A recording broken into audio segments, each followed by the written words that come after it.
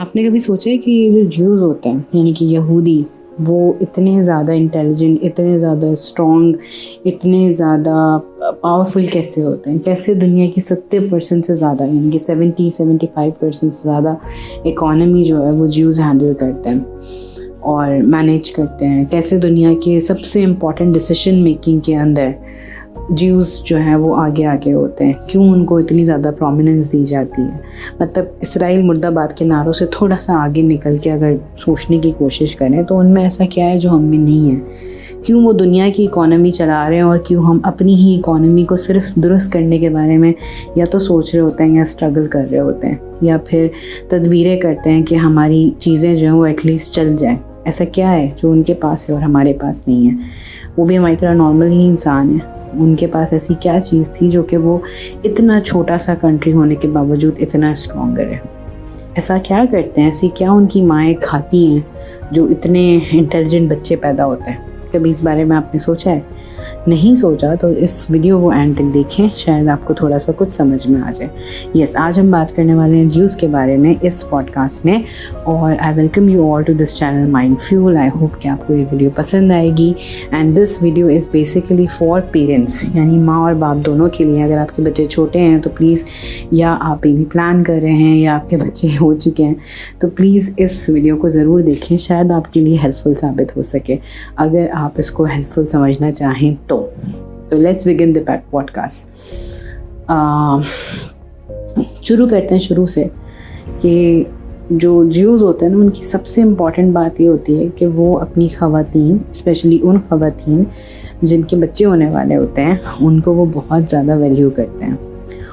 उनकी सबसे बड़ी कोशिश ये होती है कि वो एक तो रिस्पेक्ट इस तरह देते हैं कि ये खातून जो है वो हमारी नेशन में या हमारी एक आबादी में इजाफ़ा कर रही है और एक और इंटेलिजेंट बच्चा दुनिया में लाने वाली है। तो एक तो वो रिस्पेक्ट उसको मिलती है। दूसरा ये कि उसको वो इतना पीसफुल माहौल देते हैं कि वो किसी भी लिहाज से डिस्टर्ब नहीं होती, अंडर स्ट्रेस नहीं होती, और this actually make them very comfortable in their pregnancy phase. और ये शायद सबसे बड़ा फैक्टर होता है कि बच्चे जो हैं वो, क्योंकि एक सुकून के माहौल में उनकी बिल्कुल शुरू से एक नशोनुमा हो रही होती है, जब वो माँ के पेट में होते हैं तब से उनको सुकून मिल रहा होता है, तो फिर वो अल्टीमेटली उसके पॉजिटिव इफ़ेक्ट्स जो हैं वो आपको जब बच्चा पैदा होता है तो वो दिखते ही हैं। अच्छा, जब बच्चा पैदा हो जाता है उससे पहले एक चीज़ बड़ी इम्पॉर्टेंट है कि वो अपनी जो ख़वातीन जो एक्सपेक्ट कर रही होती हैं उनकी डाइट पे बहुत ज़्यादा फोकस करते हैं। वो अलग अलग खाने नहीं खाती बल्कि वो प्रॉपर हेल्दी डाइट लेती हैं जिसमें डेट्स बहुत ज़्यादा ज़रूरी है, यानी कि खजूरें, दूध और मिल्क, एज आई सेड कि दूध मैं और मिल्क कह रही हूँ, और नट्स और फ़िश, ये सबसे इम्पॉर्टेंट डाइट होती है जो प्रेग्नेंट वुमेन होती हैं। तो अच्छा खाना और अच्छी सोच और अच्छा एनवायरनमेंट एक बहुत ही मैसिव और पावरफुल कॉम्बिनेशन होता है किसी भी प्रेग्नेंट औरत के लिए। और उसके अलावा जब वो प्रेगनेंसी के दौरान ना सिर्फ वो अपनी मज़हबी तालीम की तरफ रुजू करती हैं ताकि उनका बच्चा जो है वो बिल्कुल शुरू से ही उस चीज़ को अपने अंदर ले सके, जो कि इनफैक्ट हमारे पास भी होता है। ख़वातीन कुरान शरीफ पढ़ती हैं ताकि बच्चा जो है वो पॉजिटिव इफ़ेक्ट ले सके, और मेरे ख्याल में हर रिलीजन में इसी तरह होता है कि ड्यूरिंग प्रेगनेंसी जो है वो अपने अपने रिलीजन की चीज़ें पढ़ी जाती हैं, जो कि बहुत अच्छी बात है। आप अपने बच्चों को शुरू से ही तरबियत दे रहे हैं, this is the best thing that you could offer to your child. उसके अलावा जो ख़वातीन होती हैं वो और उनके हस्बैंड्स, यानी माँ और बाप दोनों, जब खातून पहला ट्राइमेस्टर ख़त्म कर रही होती हैं, दूसरा ट्राइमेस्टर उनका स्टार्ट हो रहा होता है, उस टाइम वो करती हैं मैथमेटिक्स। क्यों करती हैं? क्योंकि उनको लगता है कि ये जो बच्चे का जो लर्निंग फेज़ है, जो लर्निंग उसकी कैपेसिटी है, वो बहुत शुरू से ही बिल्ड होनी चाहिए। तो वो बिल्ड करने के लिए they feel it is important to get both parents involve in to doing mathematic exercises, और ये सारी चीज़ें वो करने पर उनको इनकरेज करते हैं। अच्छा, इसके बाद जब वो बच्चा पैदा हो जाता है तो दे मेक श्योर कि उनका बच्चा 3 ज़बानें लाजमी बोले, एक हिब्रू, और दूसरी इंग्लिश और तीसरी अरबिक। ये 3 लैंग्वेजेस उनको लाजमी आनी चाहिए। और वो अपने बच्चों को बजाय जैसे आजकल हमारे पास होता है कि बेबी बॉर्न हुआ, थोड़ा सा बड़ा हुआ, रोने लगा, उसके हाथ में फ़ोन पकड़ा दिया तो बच्चा चुप हो गया। This is the worst activity that we are getting our kids involve into. वो अपने बच्चों को कभी भी ये आईपैड, आईफोन इस तरह की चीज़ें नहीं देते। वो अपने बच्चों को इंगेज करते हैं फ़िज़िकल गेम्स के अंदर, फ़िज़िकल एक्टिविटीज़ में, यानी कि वो आर्चरी यानी कि तीर अंदाज़ी में उनको माहिर करने की कोशिश करते हैं। बचपन से उनको सिखाया जाता है ताकि वो बड़े होकर उसमें माहिर ही हो जाएं। और दूसरा रनिंग जो गेम्स होते हैं उसके अंदर, और उसके अलावा जो घुड़सवारी होती है, ये 3-4 चीज़ें इस तरह की हैं जो कि 3-4 तरह के गेम्स इस तरह के हैं जो कि बच्चों की पर्सनैलिटी डेवलपमेंट, मेंटल ग्रोथ में बहुत इम्पॉर्टेंट किरदार प्ले करते हैं। तो ये करते हैं। उसके अलावा बच्चों को बचपन से ही वो अपनी तालीमात इस तरह स्टार्ट करते हैं कि उनका दिमाग जो है ना वो ट्रेन करना शुरू कर देते हैं, बच्चे का एक बिल्टअप करना स्टार्ट करते हैं। और अनलाइक अस, हम ग्रेजुएशन में बिज़नेस मैथ्स वगैरह पढ़ रहे होते हैं ना, ये जो मैथमेटिक्स है इनके बच्चे स्कूल लेवल पे पढ़ रहे होते हैं। पढ़ने से याद आया कि दे मेक श्योर कि वो अपने बच्चों को इंक्विजिटिव बनाएं, यानी कि क्वेश्चन करने वाला बनाएं। उनके जो बच्चे होते हैं वो क्वेश्चंस करते हैं, उनको चुप नहीं करवाया जाता हमारी तरह। They make sure they ask questions about everything and everything.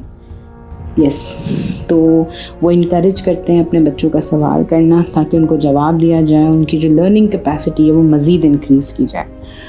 उसके अलावा वो अपने बच्चों को एक चीज़ बड़ी अच्छी करते हैं कि उनके जो ज्यूज़ होते हैं, एक तो उनको पता होता है कि उनके बच्चे बहुत इंटेलिजेंट हैं। दूसरी बात ये, वो कभी भी इस चीज़ को अपने बच्चों के सामने इस तरह इंडोर्स नहीं करते कि तुम तो हो ही इंटेलिजेंट भाई, हमारा ये बच्चा तो बहुत इंटेलिजेंट है, इस तरह नहीं करते। वो उन बच्चों को ये चीज़ उनमें पैदा करते हैं कि तुम्हारी जो इंटेलिजेंस है वो तब ही ज़्यादा ग्रो करेगी या तब ही तुम्हारे लिए फ़ायदेमंद होगी, या तुम्हारा इंटेलिजेंट जो इंटेलेक्ट लेवल है वो स्ट्रॉन्ग होगा तुम्हारे हार्ड वर्क के साथ। यानी कि वो फोकस करते हैं ना कि स्मार्ट वर्क पे, बल्कि वो फोकस करते हैं हार्ड वर्क पे। वो कहते हैं मेहनत पे फोकस करते हैं। वो दिमाग की तेज़ी से ज़्यादा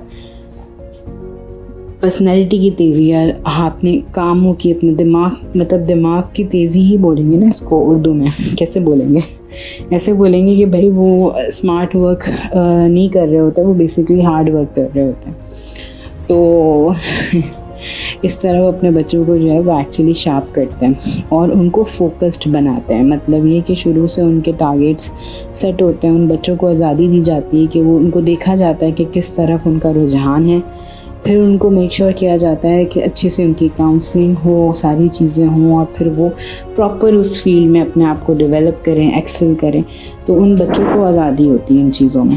तो ये जो चीज़ें हैं, ये जो अपब्रिंगिंग स्टाइल है वो इतना ज़्यादा प्रोडक्टिव है कि उसके आउटकम्स हमें बहुत आराम से दुनिया भर में दिख रहे होते हैं कि जितनी ज़्यादा बड़े बड़े ब्रांड्स हैं, जितनी बड़ी कंपनीज़ हैं, जितने टॉप टियर के लोग हैं, जितने आप एक्टर्स बोल लें, आप डिफरेंट इंडस्ट्रियल सेक्टर्स को देख लें ग्लोबली, आप बड़े से बड़े बिजनेसमैन को देख लें, मैक्सिमम नोबेल प्राइजेज़ आप देख लें किनके पास गए हैं, और मैक्सिमम गेम्स, ये सारी चीज़ें जो आप समझ लें, फ़ोन, सिगरेट, ये हर ब्रांड, हर चीज़ इनके कंट्रोल में है। और मज़े की बात ये है कि जितनी चीज़ों में इन्होंने लोगों को इंगेज किया हुआ है वो अपने आप को इतना इंगेज नहीं करते। यानी कि गेम्स बनाने वाले ये लोग बच्चों को इंगेज, दुनिया भर के लोगों को इंगेज करने वाले ये लोग, और अपने बच्चों को वो खुद इन चीज़ों में नहीं इंगेज करते। वो समझते हैं ये फ्रूटलेस एक्टिविटीज़ हैं। तो आप इनका माइंड सेट देखेंगे कैसा है, कैसे उन्होंने दुनिया को अपनी उंगलियों पर नचाया हुआ है। और एक चीज़ और बड़े मज़े की है इनकी कि अगर कोई खातून प्रेग्नेंट होती हैं तो उसके करीब भी ये किसी सिगरेट पीने वाले को नहीं आने देते, यानी स्मोकिंग करने वाले को नहीं आने देते, क्योंकि उनको लगता है कि जो जेनेसिस का फेस है, यानी कि जब जीन्स बच्चे की बन रही होती हैं उस टाइम अगर उनके करीब कोई स्मोकिंग कर ले तो वो उस प्रोसेस में प्रॉब्लम हो सकती है। तो देखिए कितने कॉन्शियस होते हैं अपने बच्चों को, अपनी औरतों, अपनी फैमिली की जो डेवलपमेंट है उसको लेके, जबकि हमें शायद ये चीज़ कहीं ना कहीं कम हो गई है। लेकिन अगर आप बेसिक्स में जाएँ ना, इस्लाम के बेसिक्स में आप जाएँ, शुरू में जाएँ, अर्ली एज में जाएँ, तो ये चीज़ें हमारे दीन में हैं। ये और बात है कि हम फॉलो नहीं करते।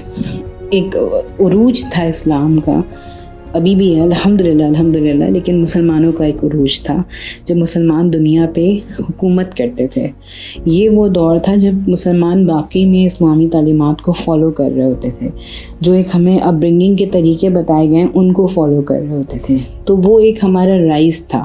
हमारा फॉल कब आया? जब हमने इन चीज़ों को छोड़ दिया, हमने दूसरों को नकल करना शुरू कर दिया। तो इट्स हाई टाइम कि हम इन चीज़ों पे फोकस करें, ना कि दूसरों को देख के कव्वे को देख के और कव्वे बनने की कोशिश करें। बेहतर है कि अपनी ग्राउंड्स, अपनी बेसिक्स पे जाएं, वो हमारे लिए इम्पॉर्टेंट है। Please couple goals, parent goals, ये सारी चीज़ें सेलिब्रिटीज़ को देख के ना करें। अगर आपने किसी के गोल्स देखने हैं ना, तो आप अपने बेसिक्स में जाके देखें कि आपके पुराने लोग, उन्होंने आपके लिए क्या खूबसूरत एग्जाम्पल सेट किए। वो हैं बेसिकली गोल्स। तो this is all from my side. I hope कि आपको ये पॉडकास्ट पसंद आया होगा। पसंद आए तो प्लीज़ अपने फ्रेंड्स एंड फैमिली में शेयर करिए। Do not forget to like and share this video as I said, and please do not forget to subscribe this channel. We will meet in another podcast. Till then, take care of yourself and Allah Hafiz.